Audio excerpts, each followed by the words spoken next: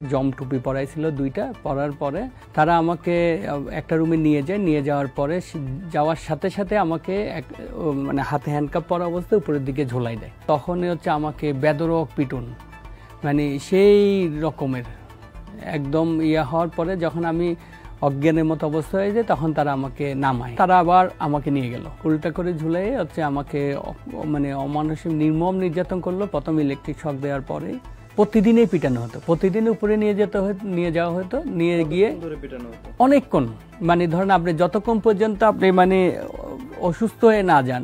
অনেকে কি করতো যে মানে অজ্ঞান হয়ে ওখানে ঝুলেই থাকতো। এবং আমার এমনও হয়েছে যে যখন ইলেকট্রিক শক দেয়, ইলেকট্রিক শক তো মানে ওরা কি করে ব্যাটারি দিয়ে দেয়, মানে ব্যাটারির সাথে তার দুইটা লাগায়, তার দুইটা হচ্ছে আপনার পুরুষাঙ্গে যে ইয়াটা দেয়, তখন সাথে সাথেই অজ্ঞান হয়ে যায় অনেকেই। আমাকে যখন দুইবার দেওয়ার পর আমাকে কিন্তু 3বার দিছিল ওরা। ওটার সাথে সাথে আপনি কিছুক্ষণের মধ্যে আপনি একদম সেন্সলেস হয়ে পড়ে থাকবেন। যখন আবার সেন্স আসে আবার তখন তারা আবার নির্যাতন করে। আমি বাংলাদেশ কৃষি বিশ্ববিদ্যালয় কমিটির এজিএ ছিলাম। তখন থেকে আমি পলিটিক্সের সাথে, বিএনপির পলিটিক্সের সাথে জড়িত ছিলাম। বর্তমানে যে বাংলাদেশে যে এগ্রিকালচার অ্যাসোসিয়েশন বাংলাদেশ আছে ওইখানে আমি সদস্য হিসেবে আছি ঢাকা মহানগরীর। জিয়া রহমান ফাউন্ডেশনের সাথে আমি সদস্য হিসেবে আছি। 2021 সালের 31শে জানুয়ারিতে আমি যখন আমার পোস্টিং ছিল ঢাকায়, আমার শ্বশুরবাড়ি বগুড়া, আমার বাড়ি চট্টগ্রাম। আমি আমার বগুড়া থেকে যখন আসি তখন আমার ফ্যামিলি বগুড়াতে ছিল। যখন আমি সকালে রওনা দিই, হঠাৎ করে তেজগাঁও লিংক রোড থেকে, আমার অফিস ছিল তখন নিকেতনে, গুলশান নিকেতনে, তেজগাঁও লিংক রোড থেকে সাদা পোশাকধারী কয়েকজন আমার গাড়িকে আটকে ফেলে। আমি কিছু বুঝে ওঠার আগে আমার চালককে হচ্ছে পিছনে সরাই দিয়ে ওই চালকের আসনে একজন বসে আমাকে একটা ফেসবুকে ছবি দেখে, এটা কি আপনি? আমি কে জি। তখনই তারা আমাকে হচ্ছে কি চোখ বেঁধে ফেলে, জম টুপি পরাইছিল দুইটা, পরার পরে বলতেছে যে আপনার সাথে আমাদের একজন স্যার কথা বলবেন, সামনে আছেন, আপনাকে যেতে হবে। তাই আমি জিজ্ঞেস করতেছিলাম যে আপনারা কারা? তখনই বলছে একদম চুপ, কোনো কথা বলবেন না, বলেই আমাকে ওইখানেই পিছনে হ্যান্ডকাপ লাগিয়ে আমাকে নিয়ে আসা হয়। রাত 2টা থেকে তখন 3:30টার দিকে সম্ভবত আমাকে আমার মোবাইলটার সাথে সাথে নিয়ে নেওয়া হয়, ফ্লাইট মোডে দিয়ে দেওয়া হয়। তারা আমাকে একটা রুমে নিয়ে যায়। নিয়ে যাওয়ার পরে যাওয়ার সাথে সাথে আমাকে মানে হাতে হ্যান্ডকাপ পরা অবস্থায় উপরের দিকে ঝোলাই দেয়।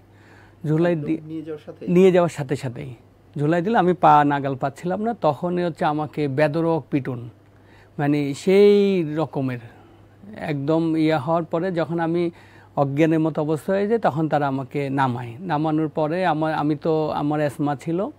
তখন তারা আবার কি করছে, আমাকে নেবুলাইজ করে বলল যে তোকে তো আমরা অনেক দিন ধরে খুঁজতেছি। ওইখানে একজন ছিল জাহাঙ্গীরনগর ইউনিভার্সিটির থেকে পাশ করার পরে জানলাম এডিসি আহমেদ ছিল, বলছে তোকে তো আমরা অনেক দিন ধরে খুঁজতেছি। বলার পরে বলতেছে যে তোর তো অনেক তুই তো ছাত্রদলে ক্যাডার ছিলি, এই বলে যে ফেসবুকে কি লিখছস? তা আমি বললাম যে ফেসবুকে তো আমি সেরকম কোনো কিছু লিখি না, আমি ফেসবুকে লেখালেখি করি। তখন ওই যে জম টুপিটা খুলে ওই একটা গামছা দিয়ে চোখটা মোড়ানো, হাতটা পিছনে হ্যান্ডকাপ দিয়ে বাঁধানো। তখন আপনাকে জিজ্ঞাসা করার এক পর্যায়ে যখন আমি বলতেছি যে আমি তো ফেসবুকে তেমন কিছু লিখি না, তখনই বলতেছে আবার পিটা। তো পিটানোর এক পর্যায়ে আবার তারা কি করলো, আবার ঝুলানোর পর আবার অকথ্যভাবে যে তাদের রাবারের লাঠি আছে, পরে দেখছি ওটা দিয়ে আবার নির্যাতন করা শুরু করলো। একদম এই পিছনের দিকে, বিশেষ করে পিছনের দিকটাতে অনবরত পিটায়, এবং 2-3 জন মিলে পিটানোর পর যখন আমি একদম নিস্তেজ যাওয়ার মতো অবস্থা, তখন আমাকে শোয়ায় রাখে ওইখানে ফ্লোরে আর কি। তো এরকম হচ্ছে যখন আমাকে রাত 11টা পর্যন্ত আমাকে ওই রুমেই বসায় রাখছিল, মানে নির্যাতন করছিল। তারা আমাকে বলতেছিল যে তোকে আমরা যখন বগুড়ার থেকে আমার মোবাইল নাম্বার ট্র্যাক করে তারা আমাকে যে তেজগাঁও লিংক রোডে যখন আসার আগেই তারা আমাকে মোবাইল ট্র্যাক করে তারা আমাকে ট্রেস করছে আর কি। এইভাবে তারা আমাকে প্রায় ওইখানে 10 দিন গুম রাখে, কোনো কিছু নাই। রাত্রে ওই যে নিচে ফেলে রাখে, নিচে একটা রুম আছে তাদের, একটা না একটা, ওইখানে হচ্ছে ফিঙ্গারপ্রিন্ট দিয়ে ঢুকে তারা, ওই যে 2 জন ধরে রাখে, লিফটে কিভাবে যেন নামায় আমাদেরকে।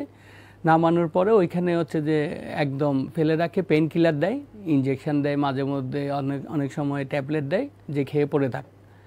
ওইখানেও হচ্ছে যে আপনার টুপি পরা থাকে, জমটুপি পরা থাকে এবং একই রুমে আরেকজনও থাকে, তাকে দেখার কোনো সুযোগ হয় না। আরো অনেকে ছিল এবং ওইখানে হচ্ছে নিচে হচ্ছে প্রায় 7টা রুম। এর মধ্যে যখন আমরা রাত্রে যখন একটু কথা, ওইখানে আবার সারা দিনে দিত, মানে তারা পাহারা দিত আর কি, বসে থাকতো তারা 5-6 ঘন্টা 8 ঘন্টা পর পর চেঞ্জ হতো। তারা কি করতো ওইখানে, যে আরও মাঝে মধ্যে আমরা যখন কথা বলতাম, আমরা এরকমও হয়তো যে কাউকে উপরের দিকে নিয়ে যাওয়ার চিন্তা, মানে যদি বলে যে অমুককে ডাকছে, তখন সবাই মিলে তার জন্য দোয়া করতাম যে আল্লাহ তাআলা তাকে যেন মানে নির্যাতন কম করা হয়। ওখানে আমি দেখছি যে অনেকে ছিল যে তারা 2-3 বছর ধরে এখানে গুম হয়ে আছে, তাদের ফ্যামিলিও জানে না তারা বেঁচে আছে কিনা মারা গেছে। এই অবস্থায় আমার ওয়াইফ হচ্ছে কি বগুড়ার থেকে হন্তদন্ত হয়ে ছুটে এসে এমন কোনো জায়গা নেই, আমাদের কৃষিবিদদের তো একটা ফোরামও আছে, তারও অনেক চেষ্টা করছে যে কোথায় রাখছে, কেউ কোনো ট্রেস দেয় না।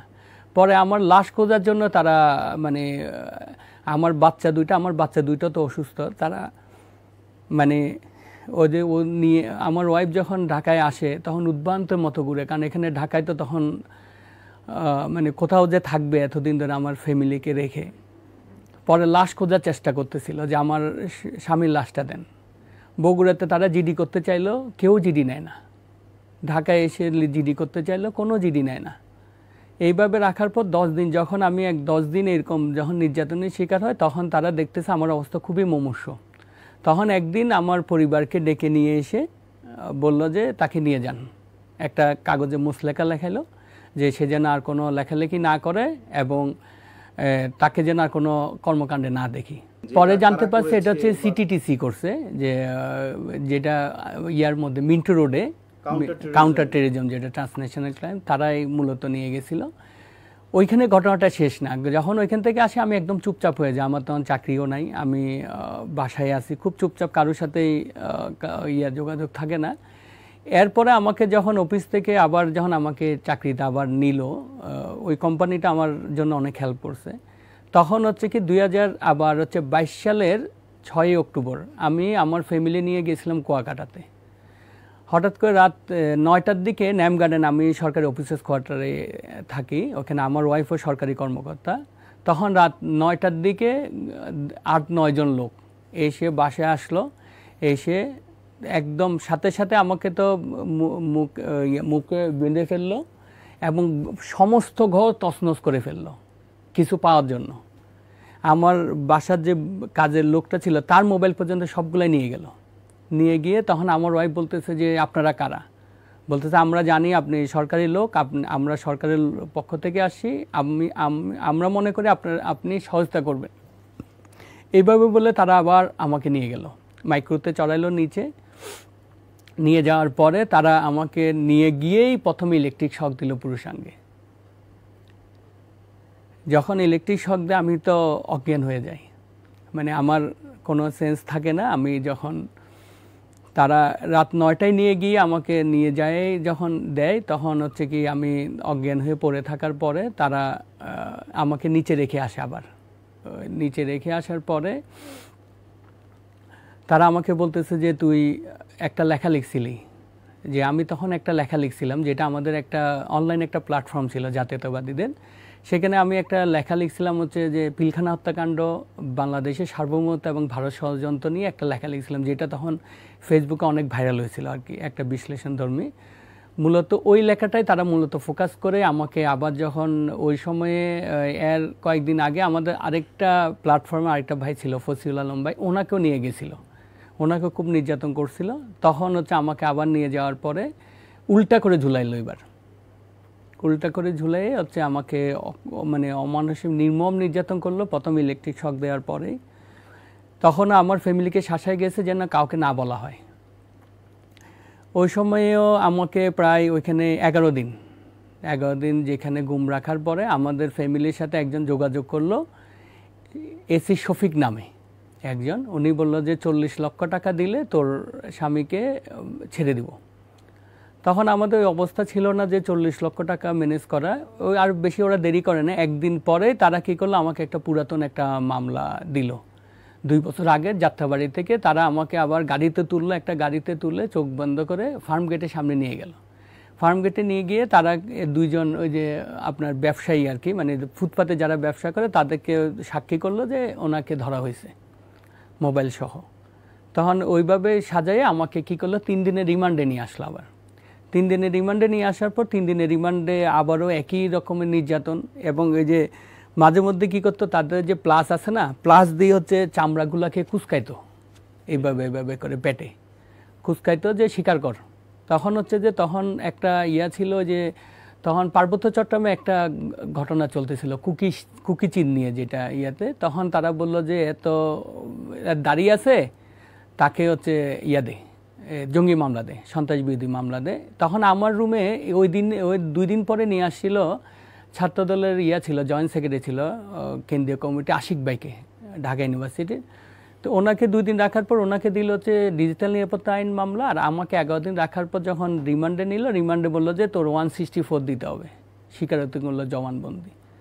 তা আমি প্রথম স্বীকারোক্তি জবানবন্দি দেওয়ার জন্য যখন তারা আমাকে আদালতে তুললো, আমি যখন অস্বীকার করলাম তখন তারা আবার আমাকে রিমান্ডে নিয়ে আসলো।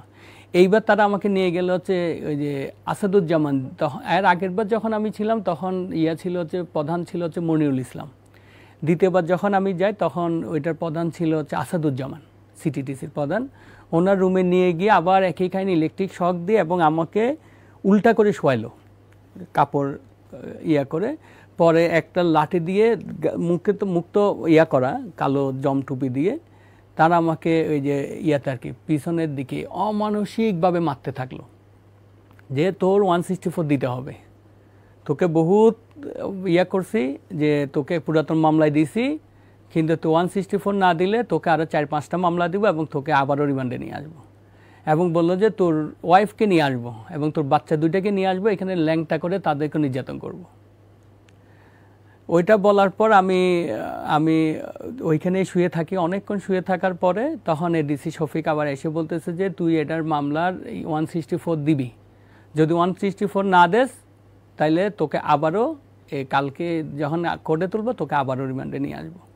তখন তারা ওরা একটা কম্পিউটারে একটা লেখে, তারা জবানবন্দি লেখে যে সে জড়িত ছিল, সে টাকা দিছে, সেই কিছু লিখে তারা কি করলো, আমাকে আদালতে তুললো। আদালতে জি জবানবন্দি আমি দিছি। জবানবন্দি যখন আদালতে তুললো তখন তো আমি আসলে নিরুপায়। দ্বিতীয়বার তখন আমি আসলে হাঁটতে পারতেছিলাম না।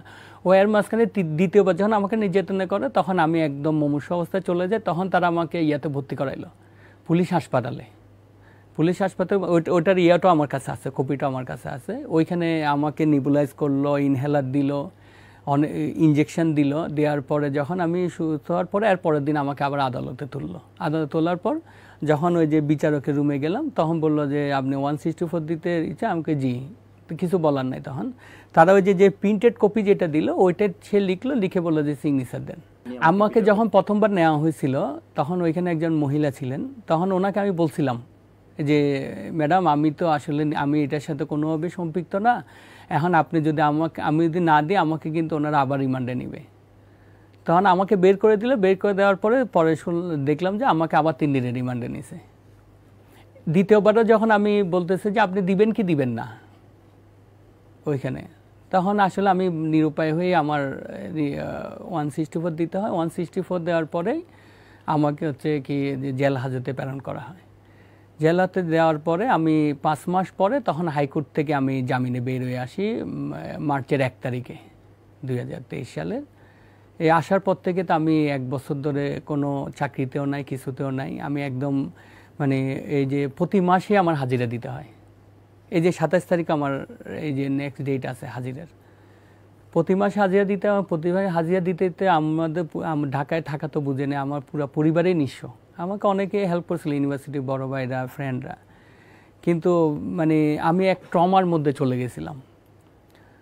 পরে ওইখান থেকে এখনো পর্যন্ত সেই মামলায় আমি এখনো পর্যন্ত ভুক্তভোগী হিসাবে আছি আর কি। আমিও ওইটার ব্যাপারে আশাবাদী যে ইনশাল্লাহ আমিও যখন আমি এটার সাথে যেন কোনো সম্পৃক্ত যখন না, এবং আমাকে যেন একটা মিথ্যা মামলা দেওয়া হলো, এখন আমিও আদালতের কাছে আমি আসলে কোনোদিন আদালতে যাইনি। ওইখানে সিস্টেমটা কি কোনভাবে কি মানে অব্যাহতির জন্য ট্রাই করতে হয় এটা আমার জানা নাই।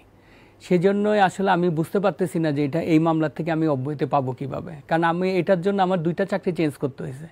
মানে ন্যায় এই আগের সিচুয়েশনে তো আমি মুখেই খুলতে পারি নাই, মানে কোনো সময় আমি কোনো কিছুই ব্যবহার করতাম না, বাসায় পড়ে থাকতাম এবং কোনো কিছুর সাথে আমার সংযোগ ছিল না, যোগাযোগ ছিল না। ফেসবুকও বন্ধ করে দিয়েছিলাম যেটা, এবং আমার মোবাইলও কিন্তু তাদের কাছে এখনও। এখন আমি আসলে চাচ্ছি যে আমি এই মামলা থেকে, আমি তো এতদিন ধরে এমনিই হচ্ছে আমি নির্যাতিত, এখন যদি এই মামলা আরও সামনে টানতে হয় তাহলে তো আমার নিঃস্ব হয়ে যাওয়া ছাড়া কোনো উপায় নেই। আর যারা এটার সাথে জড়িত, এবং এইখানে শুধু একজন আমি না, এমন অনেক আছে যারা বছরের পর বছর তারা এখানে নির্যাতিত হয়েছে। আমি চাচ্ছি এইগুলোর সুষ্ঠু বিচার হোক, কারণ বাংলাদেশে এখন যে পরিস্থিতি, এই পরিস্থিতিতে আমরা চাই না যে আবার গুমের অথবা আয়নাগর তৈরি হোক। কারণ সিটিসিসি যে আয়নাগর, যেখানে আমাদেরকে রাখা হইতো, ওইখানে সূর্যের আলো পৌঁছতো না, এবং ওইখানে আপনার ফিঙ্গারপ্রিন্ট দিয়ে ঢুকতো তারা, যখন ফেলে রাখতো আর কি আমাদেরকে। সিটিতে আয়নাগর, এবং সিটি আয়নাগরে যেটা হতো কি, যে ওইখানে 7 তলায় কিছু রুম ছিল, সারা দিন হচ্ছে মানে আমরা যখন নিচে চিৎকার শোনা যেত সব সময়, যে খুব নির্যাতনের চিৎকার শোনা যেত। ওদের যখন আমরা পরে কথা বলি আর কি, তখন দেখা গেছে যে নিচে কয়েকটা রুম আছে, 6টা না 7টা, আর উপরে আছে 6-7টা। এখানে তাদের কাউকে ঢুকতে দিত না, এখানে ফিঙ্গারপ্রিন্ট দিয়ে তারা ঢুকতো, এবং তারা যাকে ডাকতো, তারা যারা জুনিয়র ছিল তাদের ডাকে নিয়ে যেত। এবং এখানে কিছু কিছু কর্মকর্তা ছিল যারা আসলে স্বপ্রণোদিত, মানে তারা মানে সাইকোর মতোই হচ্ছে নির্যাতন করে, মানে নিয়ে গেলে যেন তাদের নির্যাতন করাটা তাদের জন্য একটা যেন হবির মতো আর কি। এরকম আমি দেখছি এডিসি আহমেদ যিনি ছিলেন, তারপর হচ্ছে যে এডিসি শফিক। আপনি নামগুলো জানলেন কিভাবে? নামগুলো পরে জানতে পারছি, পরে যখন ওইখান থেকে আমার মামলা তো বাদীও ছিল, এবং আমাদের ইয়াতে যে যখন তারা কথা বলতো, তখন স্যার আতিক স্যার এইভাবে বলতো, অথবা হচ্ছে যে শফিক স্যার, এই নামগুলো তখন জানতে পারছি। যখন আমার সাথে যখন ইয়াতে গেল, আদালতে গেল, তখন দেখলাম যে আমার সাথে গেছিল হচ্ছে মানে অন্য গাড়িতে গেছিল শফিক না, এডিসি। সে তো মানে তার কাছে মানে নির্যাতন করাটা একটা যেন হবি আর কি, এরকম সবাইকেই। আতিক, তারপর হচ্ছে যে এই যে শফিক ছিল, এমনি হচ্ছে যে যেটা আমাদেরকে চোখ বন্ধ করে যেখানে পিটায়, ওটা আসলে কোন রুম আমরা জানি না, এখনও জানি না, যেখানে ইলেকট্রিক শক দেওয়া হয়। আর যখন যে দ্বিতীয়বার যখন নিয়ে গেছিল, তখন হচ্ছে যে ও নাজমুল নাম, ওনার ঢাকা ইউনিভার্সিটি থেকে ডিসি ছিলেন, ওনার রুমে নিয়ে গেছিলেন দ্বিতীয়বার। তখন হচ্ছে মানে আসাদুজ্জামান ওনার রুমে আসছিলেন আর কি, এসে তখন উনি নিজের হাতেও মানে ওই যে লাঠিটা দিয়ে যখন আমার কাপড় খুলে ফেললো, নিজের হাতে পিটাতেন। না, আসাদুজ্জামান যিনি, উনি নিজের হাতেই পিটাইতেন, এবং বলতেছে ইলেকট্রিক শক দেয়। বা একজনকে আর অন্যজন যদি একটু ইয়া করতো, মানে হেজিটেশন, এই তুই কি, তোর কি সাহস নাই, এই আমাকে দে, এইভাবে বলে লাঠিটা নিত। এবং যে যেত তাকে কাউকে কেউ চিনত না, কিন্তু সবাই তার জন্য দোয়া করতো যে আল্লাহ সে যেন তাকে যেন হেফাজত করে। চেহারা দেখতে পেতেন না? চেহারা দেখতে পাতাম না তো, কারণ সারাদিনে তো ওখানে টুপি পরে রাখতো, কালো টুপি পরে রাখতো, চেহারা দেখার কোনো স্কোপ নাই। এক রুমে মাঝে মধ্যে 2 জন, বেশি লোক হলে 3 জন, আর মাঝে মধ্যে একাও রাখতো। ঘুমানোর জন্য কিছুই না, ফ্লোরে, শুধু ফ্লোরে, শুধু বালিশ একটা দিত অনেক ইয়াতে। তাও তো প্রতিদিন তো ঘুমাইতে দিত না, ওইখানে যে আপনার যে গ্রিল যেটা আছে, গ্রিলের সাথে হ্যান্ডকাপ পরাইয়ে ওইখানে বেঁধে করে রাখতো, লক করে রাখতো, যেন সে শুইতে না পারে, এইভাবে রেখে দিত। মানে সারা রাত ধরে, মানে তাদের হচ্ছে যে স্বীকারোক্তি আদায় করতেই হবে, যতক্ষণ পর্যন্ত স্বীকারোক্তি আদায় করবে না ততক্ষণ পর্যন্ত তাকে ওখান থেকে ছাড়াও হবে না।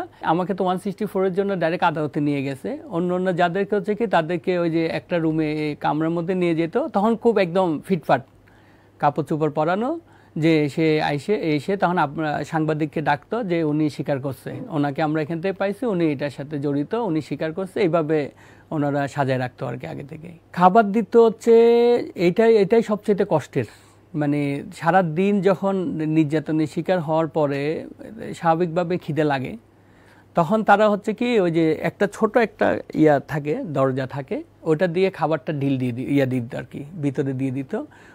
কিছু কিছু সময় একদম পচা কিছু মাছ থাকতো, এবং সকালে দিতে হচ্ছে হলুদ মাখানো ভাত, এবং তারা কোনো সময় লবণ দেয় না। লবণ না দেওয়ার পরে কাহিনী শুনলাম, যখন আমাদেরকে ইয়াতে নিয়ে যায়, তখন যে জুনিয়র যারা আছে তাদের কাছে জিজ্ঞেস করতাম আপনারা খাবারে লবণ দেন না কেন? বললো যে ডাক্তারের মানা, কারণ আপনাদেরকে যখন করা হয়, নির্যাতন করা হয়, তখন অনেকের বেড়ে যায়, প্রেশার বেড়ে যায়, তখন ডাক্তার বলছে যে মানে লবণ দেওয়া যায়, লবণ দিলে স্ট্রোক করতে পারে। সেজন্য কোনো খাবার লবণ নাই এবং সবচেয়ে পচা খাবারগুলা, এবং এমনও দিন গেছে যে আমরা খাবার খেতে পারতাম না, ফুললি দুর্গন্ধ। আর আমাদের খেতে হতে হচ্ছে বাথরুমের পানি, ওখানে কোনো পানি দেওয়া না, ওইখানে ট্যাপ থেকে যে পানিটা, ওই পানিটা আমাদেরকে খাওয়ার জন্য বলতো যে ইয়া লাগলে ওইখান থেকে পানি খা।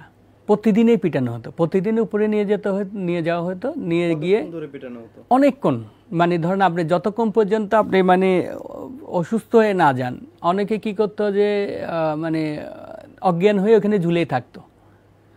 এবং আমার এমনও হয়েছে যে যখন ইলেকট্রিক শক দেয়, ইলেকট্রিক শক তো মানে ওরা কি করে ব্যাটারি দিয়ে দেয়, মানে ব্যাটারির সাথে তার দুইটা লাগায়, তার দুইটা হচ্ছে আপনার পুরুষাঙ্গে যে ইয়াটা দেয়, তখন সাথে সাথেই অজ্ঞান হয়ে যায় অনেকেই। আমাকে যখন 2 বার দেওয়ার পর আমাকে কিন্তু 3 বার দিছিল ওরা। ওটার সাথে সাথে আপনি কিছুক্ষণের মধ্যে আপনি একদম সেন্সলেস হয়ে পড়ে থাকবেন। যখন আবার সেন্স আসে আবার তখন তারা আবার নির্যাতন করে, মানে নির্যাতন ওদের কোনো কথা জিজ্ঞেস করে না। মানে আপনি তো একটা জিনিস জিজ্ঞেস করবেন যে এটার সাথে তুই জড়িত কিনা, না তোর স্বীকার করতে হবে যে তুই জঙ্গি, যে তুই এটাতে ছিলি, তুই এটাতে টাকা দিছস, এটা স্বীকার করতে হবে। যতক্ষণ আপনি স্বীকার করবেন না, এই যে লেখ, কিছুক্ষণ পর খাতা একটা সামনে সাদা কাগজ দিয়ে লেখ, যে কী লিখবো, যেটা পারো সেটা লেখ। যখন না এত কিছু লেখা হয় নাই, এরা আবার জোলা না, লিখে দেওয়ার পরে মাপ নাই। লিখে দেওয়ার পরে তারা আবার তাদের সিনিয়রদের সাথে কথা বলতো যে লেখা ঠিক হয়েছে কিনা, না এখানে এটা যোগ করতে হবে। তখন আবার নিচ থেকে নিয়ে এসে আপনি লেখানোর জন্য বসায় না, আবারও আতঙ্কের জন্য তাকে আবার ঝুলাই হচ্ছে পিটানো বয়ে, তোর এখানে ভুল হয়েছে, এটা ঠিক করে দে, এখানে তোর সাথে আর্মস পাওয়া গেছে, অথবা তোর সাথে বই পাওয়া গেছে, অথবা তুই এখানে হামলা চালানোর জন্য পরিকল্পনা করছিস, ওইটা লেখ। এবং আপনি ওইখান থেকে মানে আমার সাথে যত কাউরে 164 ছাড়া তারা ওইখান থেকে ছাড়ে না। 164টা হচ্ছে তাদের মূলত মেইন ফোকাস, যে ওইটা হইলে তারা মনে করে যে তারা সাকসেস।